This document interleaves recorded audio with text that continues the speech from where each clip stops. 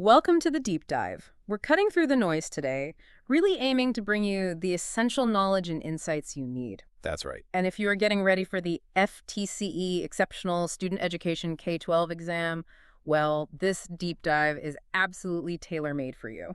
Yeah, our mission today is pretty strategic. We want to go beyond just, memorizing facts.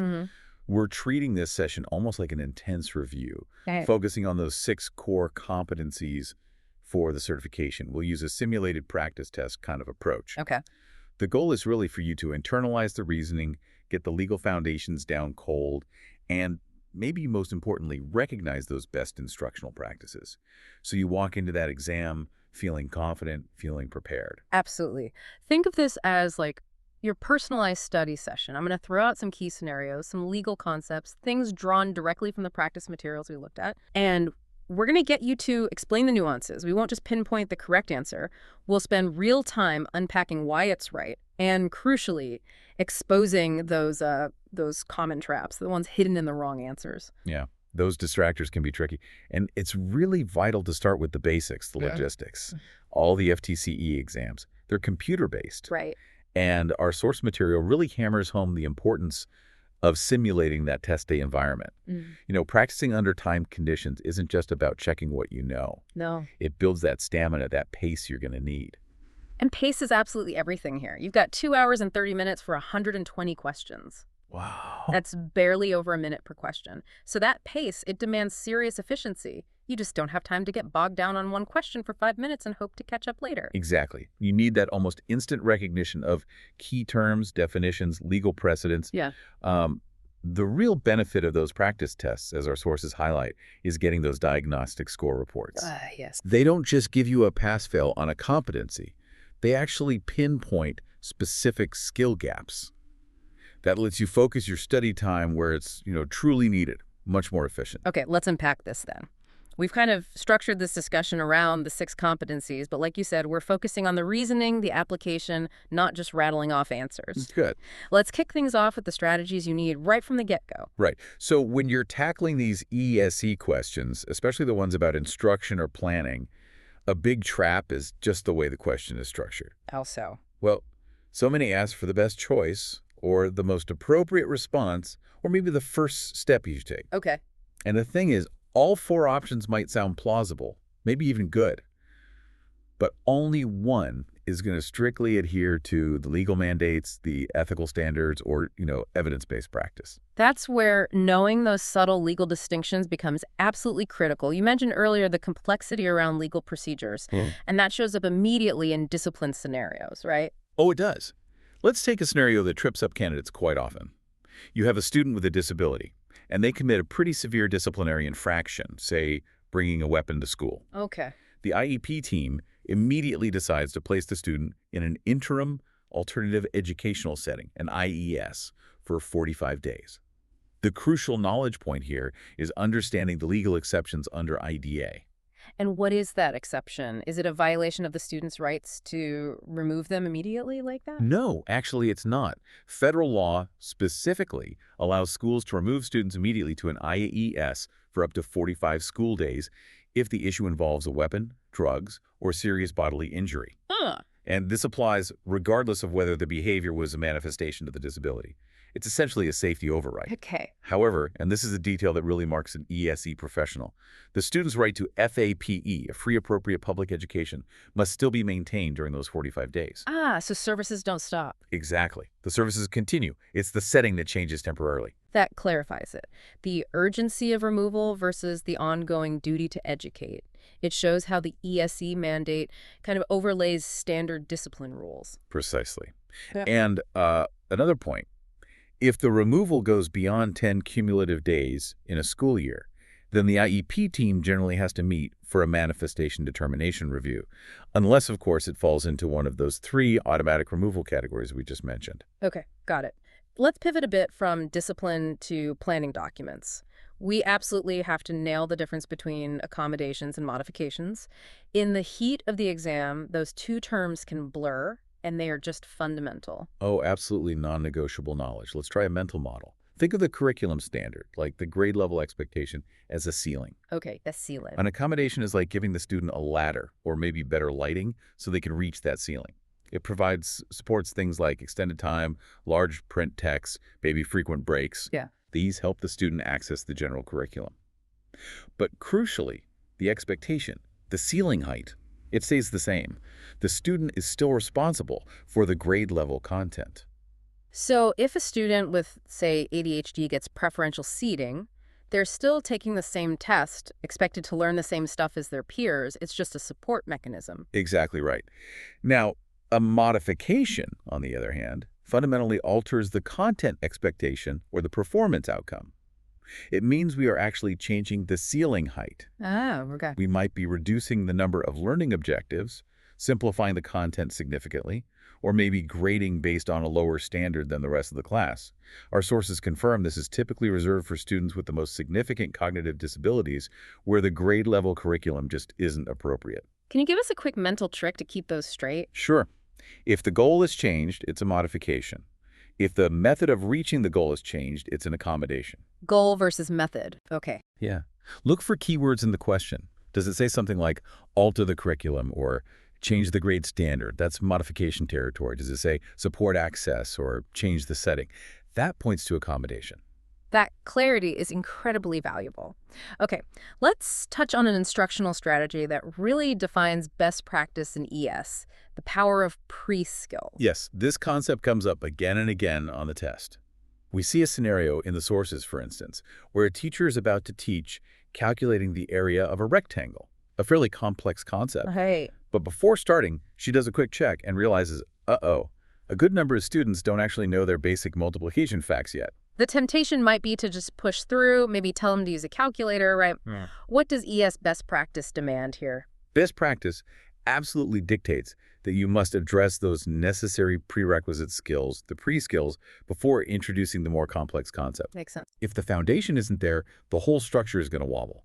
The most instructionally effective choice is always to pause the planned lesson, figure out the specific pre-skill gaps, and implement a quick, focused intervention to shore up that foundation. So in that example, maybe pairing students up to practice multiplication facts for 10 minutes.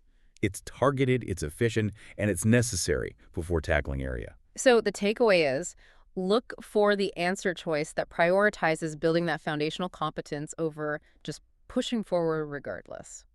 Got it. All right, let's anchor ourselves now in that legal framework. Competency 1 really demands intimate knowledge of federal laws like IDEA and core principles like LRE and FAPE. Let's start with one of the absolute fundamentals, least restrictive environment, LRE. When asked to define it, what's the required nuance? What are we looking for? Yeah, LRE is often misunderstood. It doesn't mean the least demanding environment, nor does it automatically guarantee placement in the general education classroom for everyone. The correct, legally sound definition is something like a setting as similar as possible to that of students without disabilities, in which a student with a disability can be educated successfully with appropriate supports provided. That last part is key. Why do test takers often stumble on this one? What are those tempting wrong answers, the distractors? Well, the distractors often sound helpful, but they're usually too narrow, or they confuse LRE with something else. For example, one choice might say LRE is specially designed instruction provided primarily in ELE's classrooms.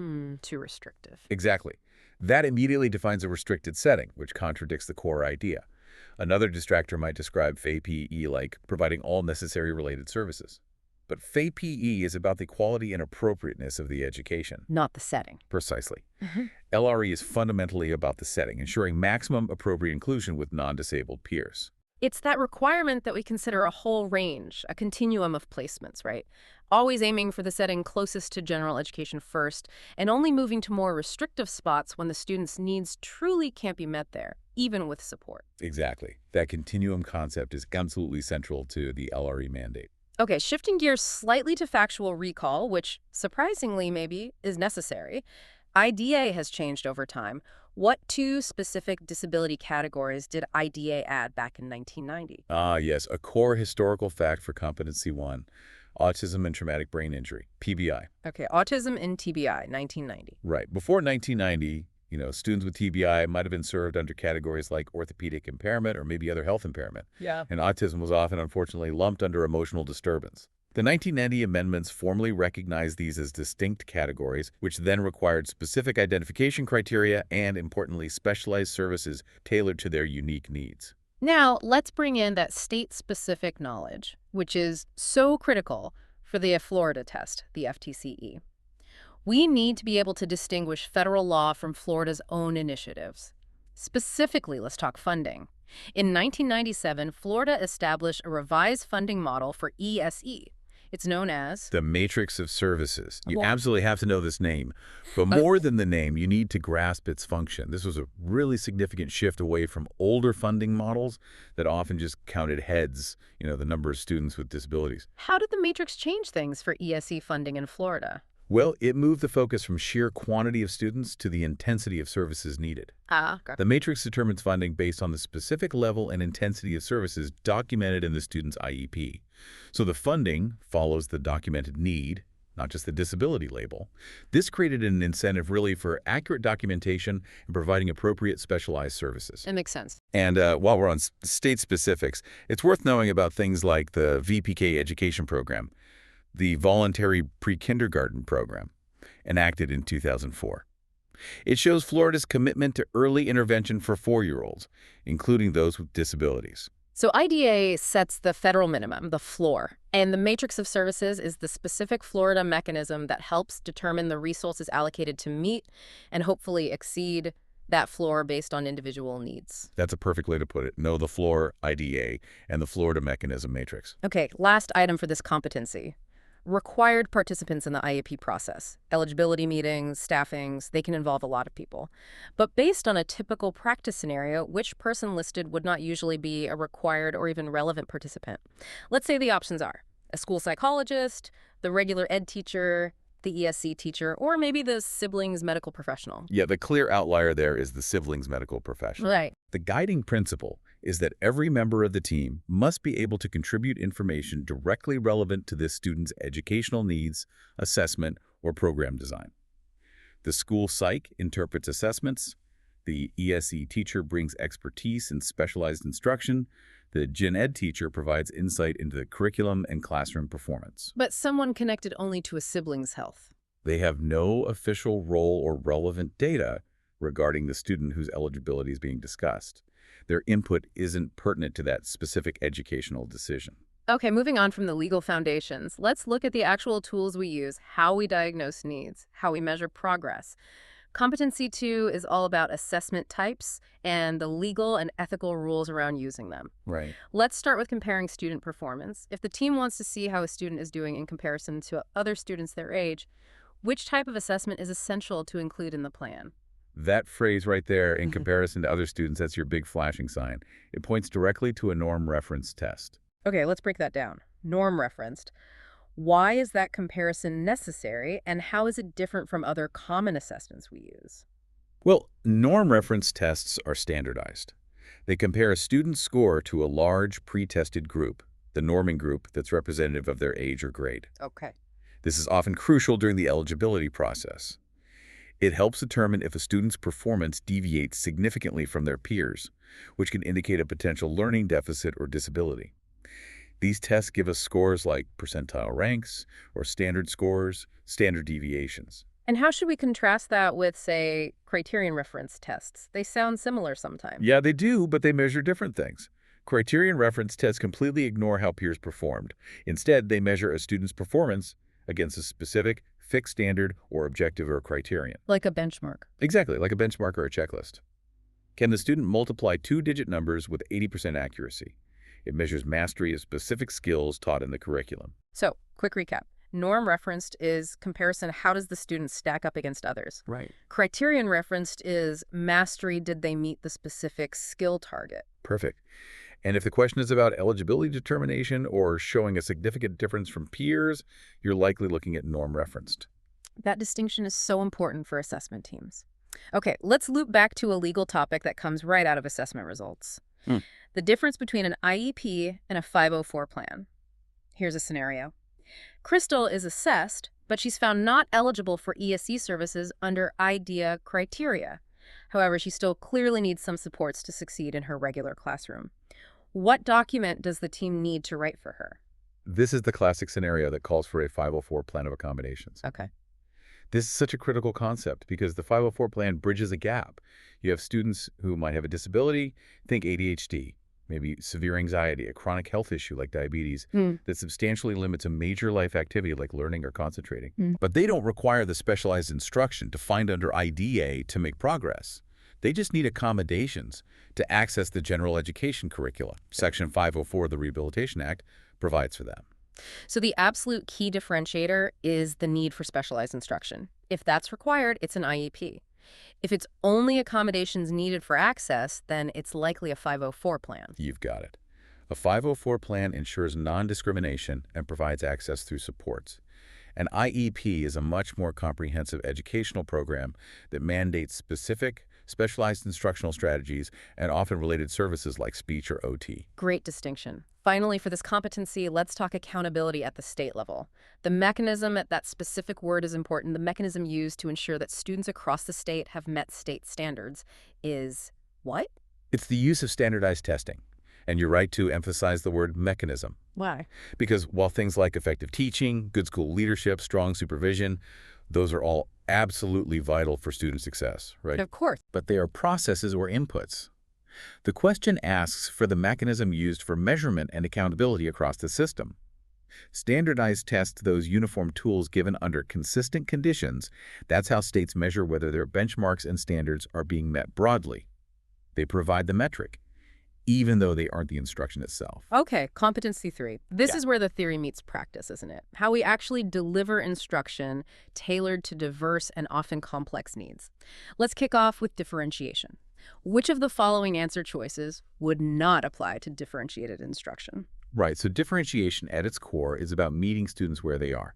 You tailor instruction based on their readiness, maybe their interests, or their learning profile. This means you're varying things like the content, the process, how they learn, the product, how they show what they learned, and the learning environment itself. So given that, the choice that does not apply is usually something like using only whole class direct instruction. No, wait a second. I thought direct instruction was like a cornerstone of effective ESE practice. Can you clarify why using it or relying on it would be a wrong answer in the context of differentiation? That's a great clarifying question. Yes, direct instruction, that explicit, systematic, teacher-led approach is incredibly effective, especially for teaching foundational skills to many students with learning disabilities. No doubt about it. Okay. But the key part of that distractor is whole class direct instruction, used as the sole or primary method. Differentiation requires flexibility. It demands varied grouping strategies, small group, pairs, individual, different ways for students to engage with material, multiple ways to demonstrate learning. If a teacher only uses one method, like lecturing to the whole class all the time, then by definition, they are not differentiating. Ah, I see. So direct instruction is a valuable tool within a differentiated classroom, but it can't be the only tool. Exactly. It's about balance and selecting the right strategy for the right students at the right time. That makes perfect sense.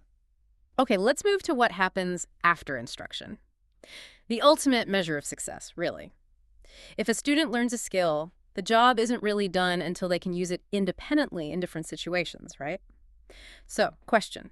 When a target behavior or skill transfers successfully across different settings, different people, and maybe different materials, which stage of learning has been completed?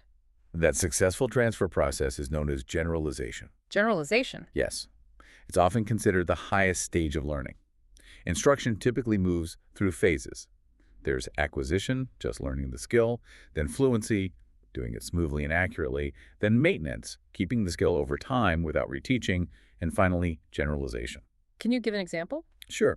If a student learns to count coins perfectly, but only in the resource room with the ESE teacher using specific practice coins, that skill is still pretty fragile. Right. But if they can then go to the school store, use real money, and make a purchase correctly from the parent volunteer working the counter, that's generalization. They've transferred the skill. It means the skill is actually functional in the real world, which, as you said, is the ultimate goal for so much of what we do in ESE. Absolutely. It's the ultimate measure, especially crucial when we start thinking about transition planning for life after school. Now let's look at a scenario that tests instructional practice, but also layers in safety, which is always paramount. Scenario: you have an elementary student with severe physical disabilities who needs adult help with feeding. What is the single most important piece of information the ESE teacher needs to know? This is where specialized instruction directly intersects with, frankly, medical necessity and safety. Yeah. While knowing things like the student's food preferences, or maybe whether they can partially hold a spoon, those things are good to know. But not the most important. No. The most critical safety-first piece of information is what type of consistency the student's foods and liquids need to be. Why does that specific detail trump everything else? Because it's directly linked to preventing aspiration or choking. That's an immediate, potentially life-threatening hazard. A student with severe physical challenges, or maybe dysphagia, often requires liquids to be thickened to a certain level or foods to be pureed so they can swallow safely. This specific knowledge often falls under what are called Specialized Healthcare Procedures, or SHCPs. It has to be explicitly documented, usually in the IEP or a health plan, and clearly understood by anyone assisting that student with feeding. So the rule of thumb on the test is, If a choice directly relates to immediate health and safety protocols, especially for medically fragile students, it almost always takes precedence over comfort, preference, or even academic learning in that specific moment. Safety first, always. all right, shifting focus now to competency 4, positive behavioral support, or PBS. This area really demands we apply objective measurement and a solid legal understanding to how we manage student behavior. Let's start with the absolute foundation of any behavior intervention plan. Question: behaviors that are precisely defined need to be stated in terms that are and measurable. They absolutely must be observable and measurable. That is the gold standard, non-negotiable. Observable and measurable. Why is that so critical? Well, think about it. If a behavior isn't observable, if you can't see it or hear it, how can you possibly track it accurately? You can't. And if you can't track it, you can't measure whether it's increasing or decreasing. You can't tell if your intervention is working. Can you give us a quick way to tell the difference between an observable behavior and just a subjective interpretation? Yeah, a common trick is the dead man's test. If a dead man can do it, it's probably not a behavior you should be measuring. Okay. Like not talking. A dead man can do that. Exactly. Or not completing work. Instead of saying the student felt angry, which is internal and subjective. Right. You can't see angry. You need to describe the action. The student crumpled his paper, pushed his chair back loudly, and walked quickly out of the room. That's observable. That's measurable. We need operational definitions, clear descriptions of the action so clear that if two different people watched the student, they would both count the same number of occurrences. That objectivity is what allows for the data collection that's needed for the very next step, right? What is the absolute first step in any systematic behavior change process? You have to collect baseline behavior data. First things first. Baseline. Yes. This establishes your starting point. Before you even finalize selecting the specific target behavior you want to change, before you think about identifying potential reinforcers, and certainly before you try to evaluate if your intervention is having any effect, you need to know how often or for how long or under what conditions the behavior is happening naturally before you intervene. So if you don't have a reliable baseline, You have absolutely no data to compare against later. You can't scientifically determine if the intervention worked, made things worse, or had no effect at all. It's like trying to measure weight loss without knowing the starting weight. the baseline is the essential prerequisite for designing the intervention itself. Okay, let's quickly circle back to that legal aspect we touched on earlier, just to reinforce that disciplinary knowledge. It seems really important. It is, especially the rules around mandatory removal. Remember, while a manifestation determination review, MDR, is typically required if a student with a disability faces suspension for more than 10 cumulative days, Right. the act of bringing a weapon or illegal drugs or inflicting serious bodily injury creates a critical legal exception. The school is authorized under IDEA to remove that student immediately to an interim alternative educational setting, IAES, for up to 45 school days without conducting the MDR first. That specific knowledge is definitely testable, but also vital for actual practice, isn't it? Balancing student rights and school safety. Absolutely crucial. And remember the other key part we discussed. FAPE continues. Yes, the provision of FAP must continue, even in the IAES. We're changing the location due to a serious safety concern, but we are not abandoning the educational responsibility. The MDR will happen eventually, just not necessarily before the removal in these specific serious circumstances. Moving into competency 5, This covers the foundational skills of literacy, reading, writing, language development, but also specialized communication supports like augmentative and alternative communication, or AAC. Let's tackle reading comprehension first. Here's a scenario. Kevin is reading aloud. He reads very slowly, he sounds out many, many words. It takes obvious effort for him to unlock words, and as a result, he frequently misses the main ideas or key details of what he just read. His main barrier to comprehension is likely his. What? His main barrier in that classic description is fluency. Fluency. Okay, explain that. Yeah, this is a really common diagnostic picture. Think of our cognitive capacity or working memory as having a limited budget. When a reader has to spend an excessive amount of that cognitive energy just on decoding that slow, effortful process of sounding out or recognizing words, they basically hit their budget limit. Cognitive load. Exactly. All the available mental resources are being consumed by the word identification task. That leaves literally zero capacity left over to do the complex work of comprehension, thinking about meaning, summarizing, connecting ideas, integrating the information with what they already know. So even if Kevin theoretically has good vocabulary, maybe good background knowledge, if the sheer act of reading is that slow and laborious, comprehension is just going to break down. That's precisely it. So the intervention has to target fluency. We need explicit, systematic instruction aimed at increasing reading rate and automaticity, making word recognition effortless. Things like repeated readings of familiar texts, paired reading, maybe neurological impress methods. And improving that decoding efficiency then frees up the cognitive resources needed for actual understanding. You got it. Frees up the brain space for meaning making. Okay, let's nail down some of the specialized terminology around these foundational skills. What do we call the correspondence between letters or groups of letters and the sounds they represent? That critical link is known as graphophonemic knowledge. Graphophonemic. Right. Break it down. Graphemes are the written symbols, the letters or letter combinations. Phones are the smallest units of sound in spoken language. So graphophonemic knowledge is understanding that link between the visual symbol and the sound, like knowing the letter B makes the B sound or she makes the sound. It's the absolute cornerstone of systematic phonics instruction. And how should we quickly contrast that with other language terms that might show up as distractors on the test? Well, you'll likely see terms like syntax, that's the rules for ordering words into grammatically correct sentences, or semantics, which deals with the meaning of words and phrases.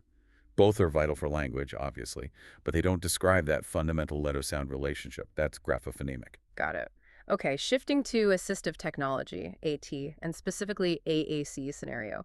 Lee uses a communication board, maybe one with speech output. He's transitioning from a self-contained resource room into a general education classroom for part of his day.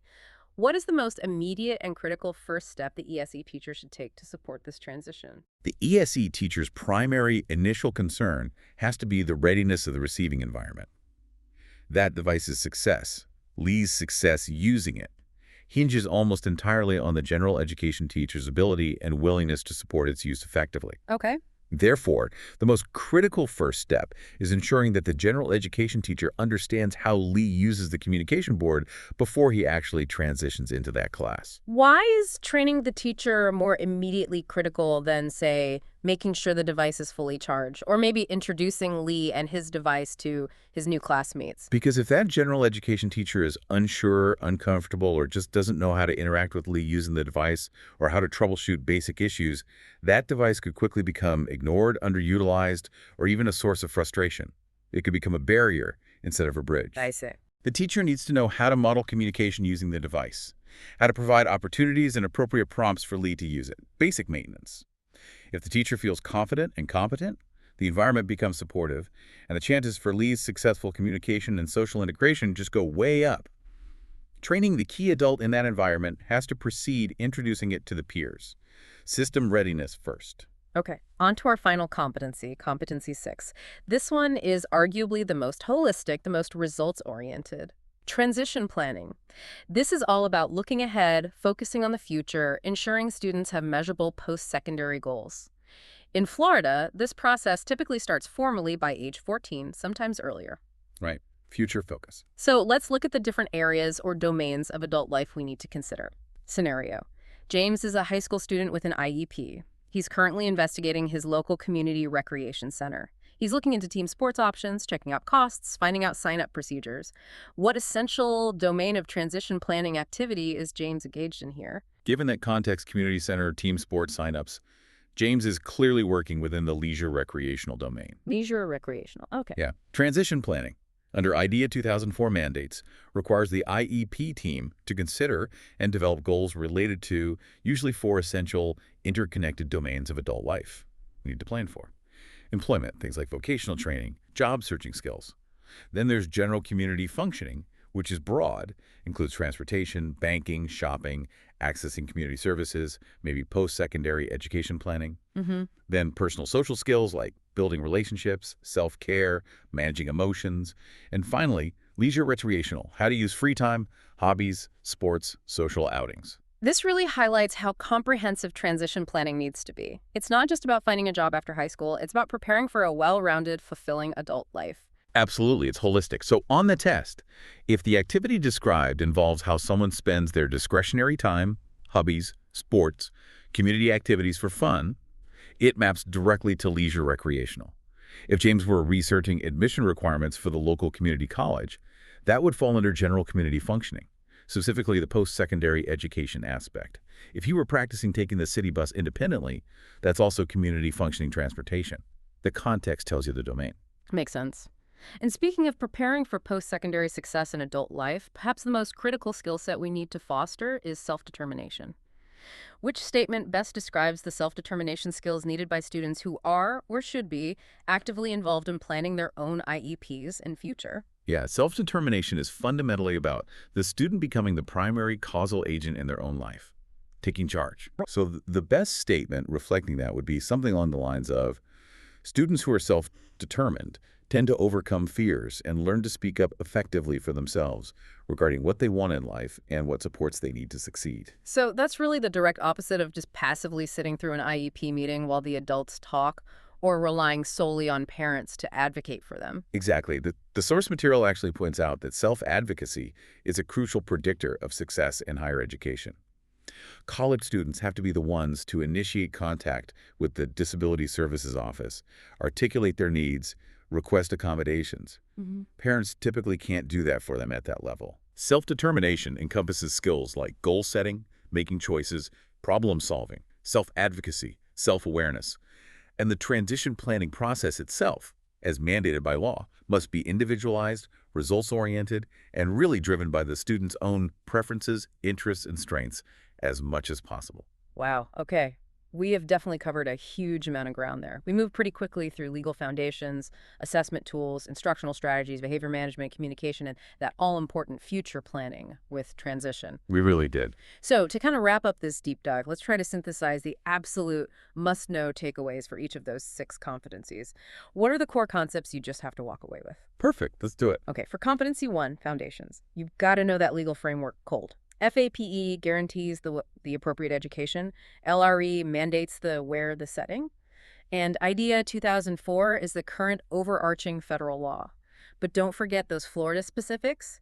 You must understand the matrix of services as the state's funding model, tying resources to the intensity of documented student need. Got it. Okay, for competency 2, assessment.